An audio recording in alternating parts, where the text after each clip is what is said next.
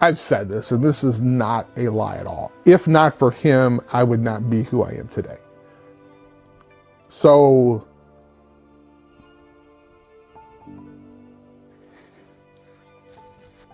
it's not so much like a father figure thing. Never had a dad, so I could tell you how that is, right? But it's that person who was there.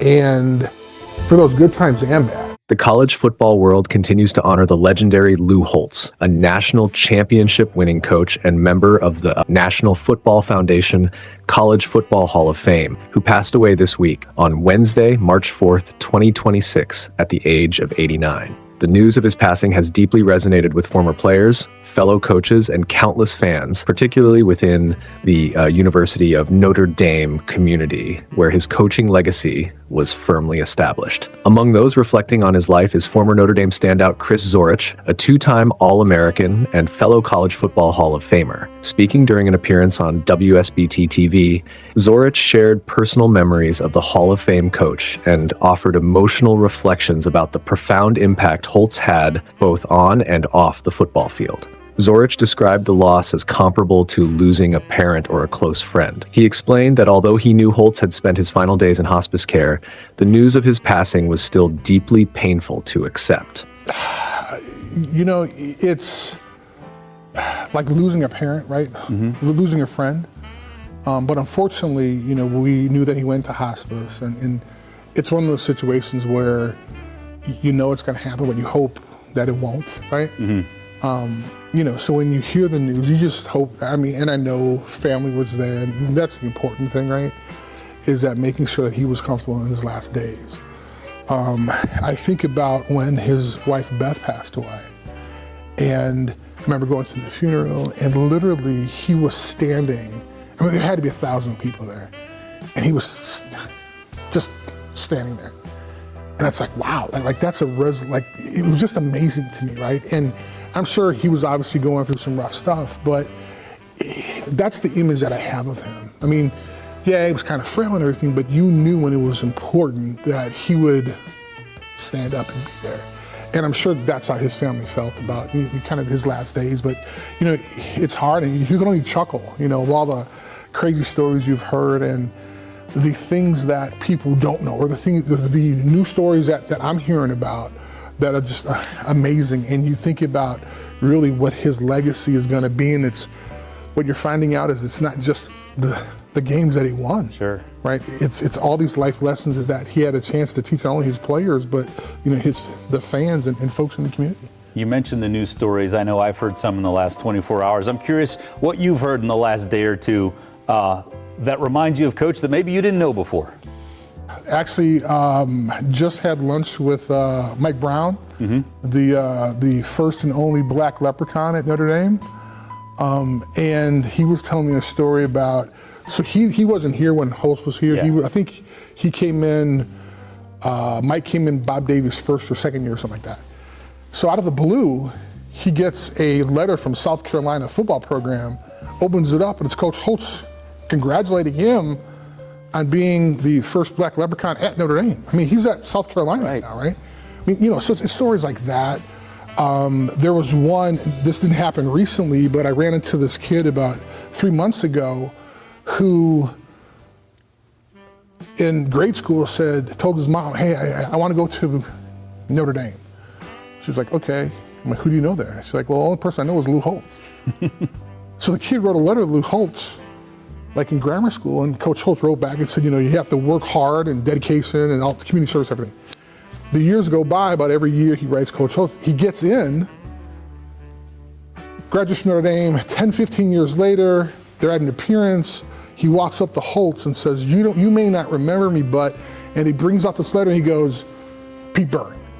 And the kid's like, you remember? I mean, it's just like, he wasn't even one of his players.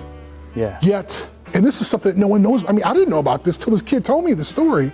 I'm like, wow. I mean, those are the stories that people can relate to and resonate. I mean, you know, only a handful of us have a chance to play football for him, right?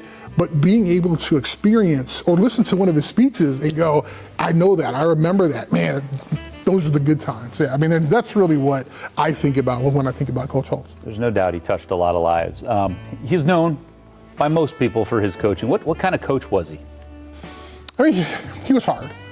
And I have this wonderful photo of him in my office, in my home, of me coming off the sideline and his arms are up in the air. And I call that's my Lou Holtz loves me photo, but he's not, he's yelling at me. But I mean, he was hard and demanding. But what we didn't realize when I was 18 years old, that he was given these life lessons, Sure. right? So he talked about trust, love, commitment. On my national championship ring is trust, love, commitment. He talked about that the first meeting, my first team meeting as a freshman. I'm 18 going, I don't love this guy. You know, what are you talking about? But it's over the time that you're there for the 4 years, you understand what commitment means. You understand what trust is. These are life lessons. I mean, they had nothing to do with X's and O's.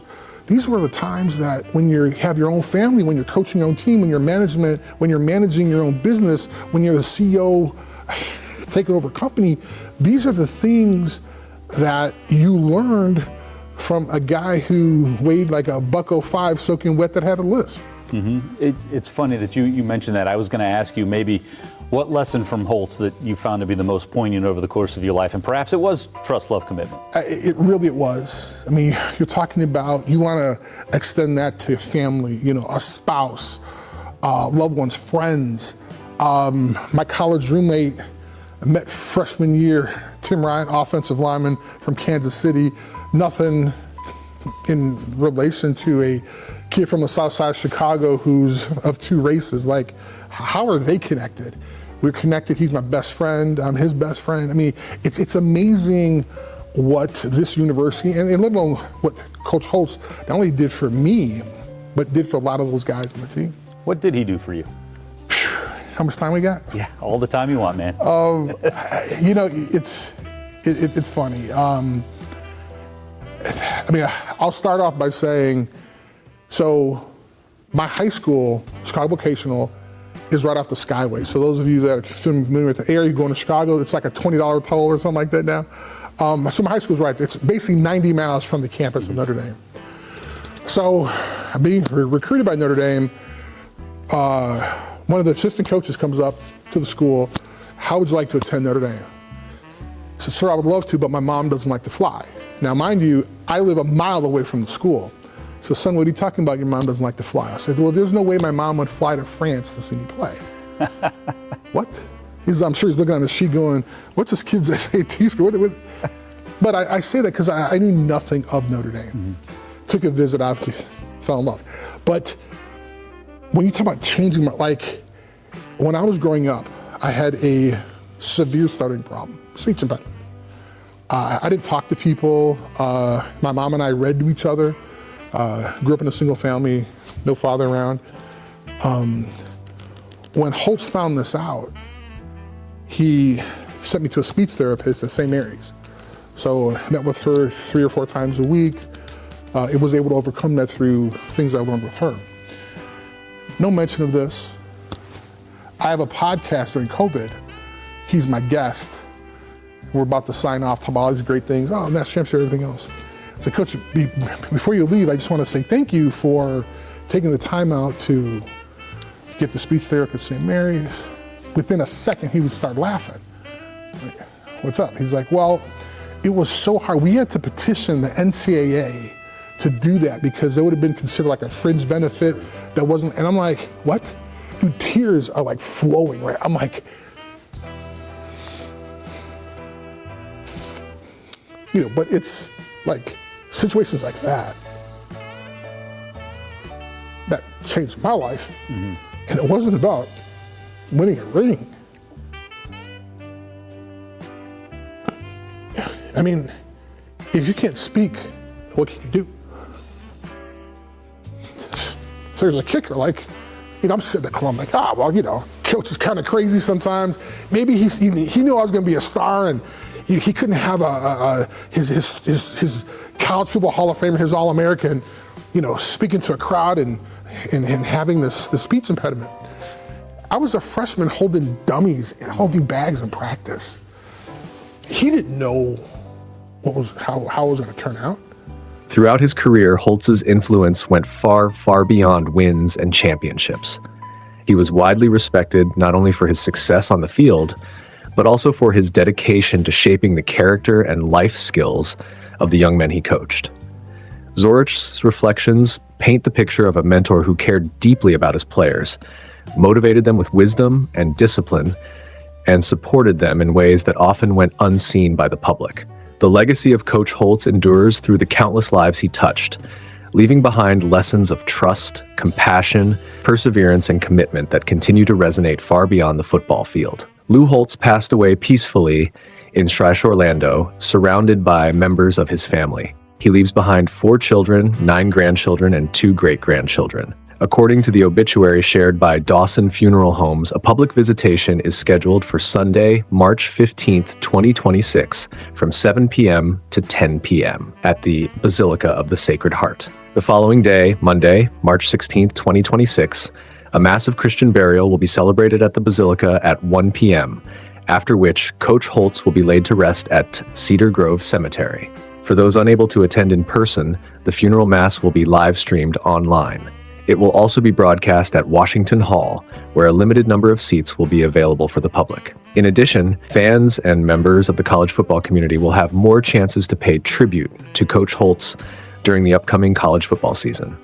May his soul rest in peace.